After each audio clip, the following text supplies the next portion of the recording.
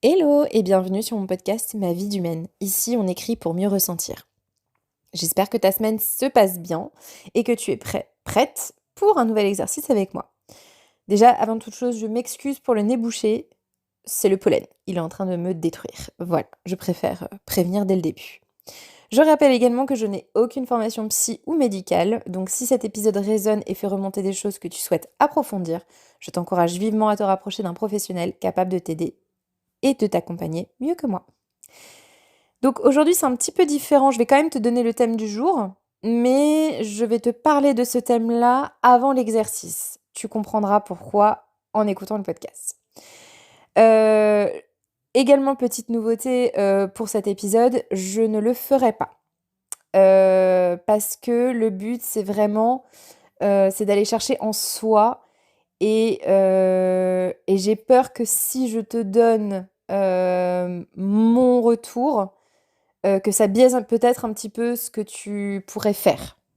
Après, si effectivement il y a des moments où ça bloque, dans ces cas-là, n'hésite pas à me le redire par commentaire et à la limite, je pourrais faire un post sur Instagram où je note, je peux faire l'exercice du coup via Instagram.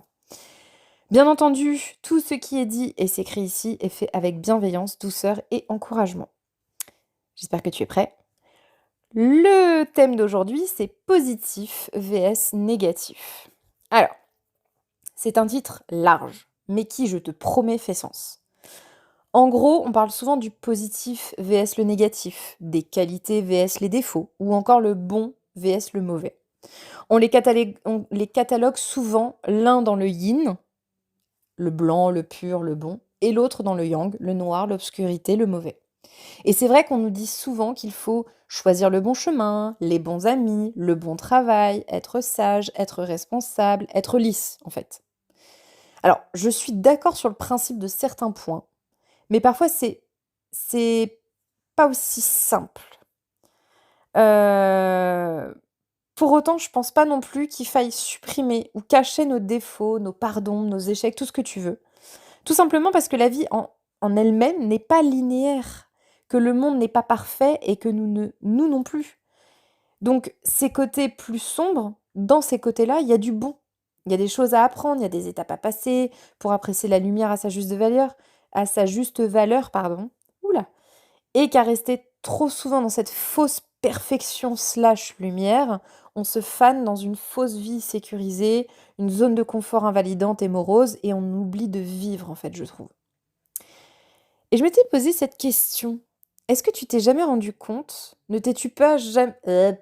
ça y est, je parle plus français, le pollen a atteint le cerveau. Ne t'es-tu jamais rendu compte que lorsqu'une douleur apparaît ou que tu es malade, tu en viens à envier le temps où tu allais bien? Alors que quand tout va bien, tu n'y penses pas, ça devient la norme pour toi. Nous sommes moins enclins à la reconnaissance lorsque tout va bien. Et je ne dis pas jamais, mais ce n'est pas un automatisme pour moi en tout cas. Alors que quand les problèmes s'empilent, on vient à espérer que tout se calme, que tout aille bien, etc. Et on repense à ces moments où tout allait bien, où tout se passait bien, on se dit «Oh purée, pourquoi j'ai pas profité plus? Pourquoi j'ai pas savouré? Pourquoi?»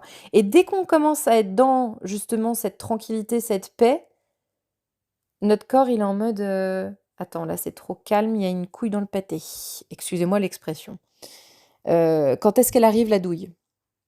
Enfin, en tout cas, moi, c'est ce que je me suis dit pendant des années. Souvent, quand j'avais pas mal au dos, je me levais, j'avais pas mal au dos, ou j'avais pas de problème dans ma vie, c'était trop calme. Je me disais, ouh, il y a un gros truc qui arrive.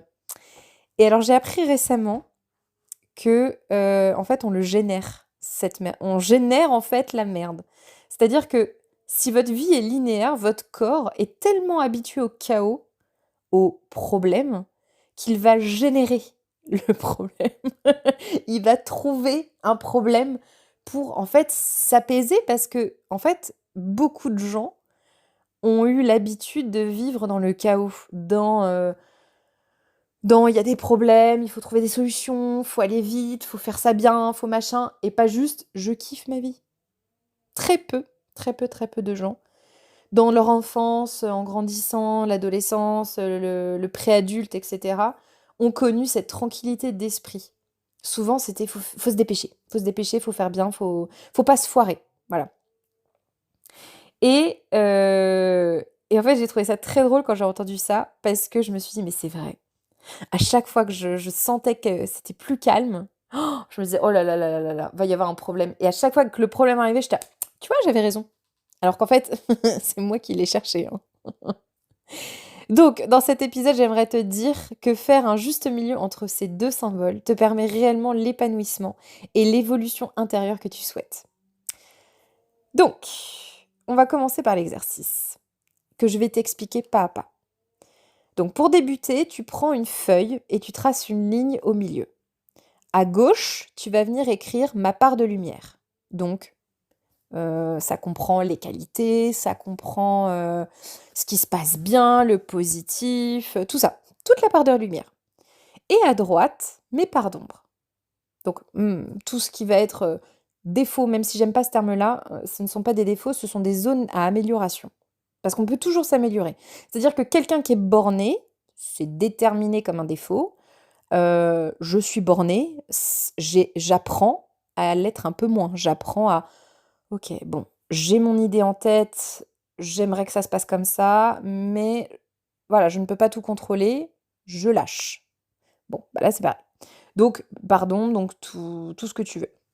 Étape 1, dans la colonne lumière, tu vas écrire donc, je redis, tes qualités, ce que tu aimes chez toi et les moments où tu te sens alignée. Alignée, heureuse, épanouie, heureuse, épanouie, tout ça.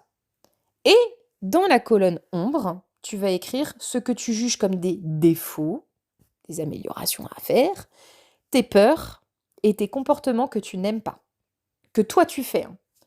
Bien entendu, sans filtre, sans jugement, tout est autorisé ici. Le but, c'est quand même d'être doux avec toi-même, mais d'être lucide aussi, parce que c'est comme ça qu'on évolue. Étape 3, donc ça c'est un peu le cœur de l'épisode, c'est que maintenant tu vas choisir une chose dans chaque colonne. Donc par exemple, on va commencer par les qualités, vs les défauts. Et en fait, tu vas écrire une lettre de la part de tes qualités à tes défauts. Et tes défauts doivent te répondre. Ok. Donc ça va permettre de dialoguer les deux au lieu de les opposer. Je vais te donner un exemple. Je te le dis un peu comme ça. Qualité, quelqu'un qui est généreux. Défaut, quelqu'un qui est toujours un petit peu à chercher, à pigner, tu vois, à râler, tout ça. En fait, quelqu'un de généreux va dire à la personne qui pigne, mais pourquoi tu pignes? Pourquoi tu es malheureux? Est-ce que tu as besoin de quelque chose? Est-ce que je peux te donner quelque chose? Est-ce qu'il y a quelque chose que je peux faire qui peut te permettre d'aller mieux? Et la personne qui pigne va répondre, enfin, du coup, le défaut qui pigne, qui râle, va répondre à la générosité. Bah, en fait, c'est que j'ai l'impression de ne pas être entendue. Si je pigne, c'est pour qu'on m'entende, c'est pour qu'on me comprenne, parce que si je ne verbalise pas, j'ai l'impression qu'on ne m'entend pas. Donc la générosité va dire, ah d'accord, ok. Donc là, ce que je peux t'offrir, c'est de l'écoute.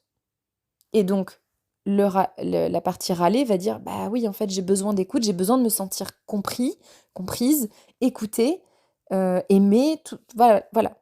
Parce que quelqu'un qui enfin, quelqu'un qui est aimé, qui est compris, qui est entendu, qui est écouté, parce que entendu et écouté, c'est pas pareil, ne va pas pigner, ne va pas râler.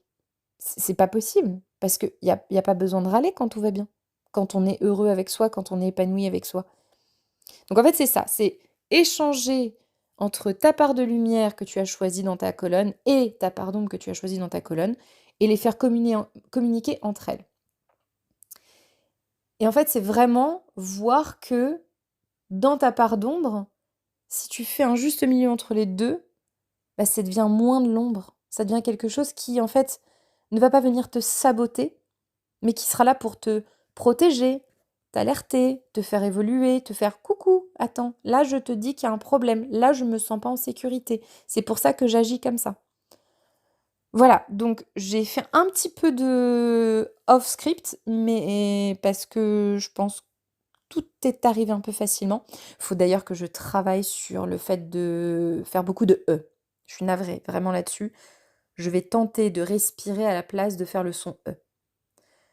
Sur ces belles paroles, je te souhaite de prendre bien soin de toi. N'hésite pas à me dire si cet épisode et si le principe de ce podcast te plaît, et à t'abonner si c'est le cas. Et retrouve-moi sur Instagram sur ma vie d'humaine. Et je te dis à très vite pour un nouvel exercice. Bye!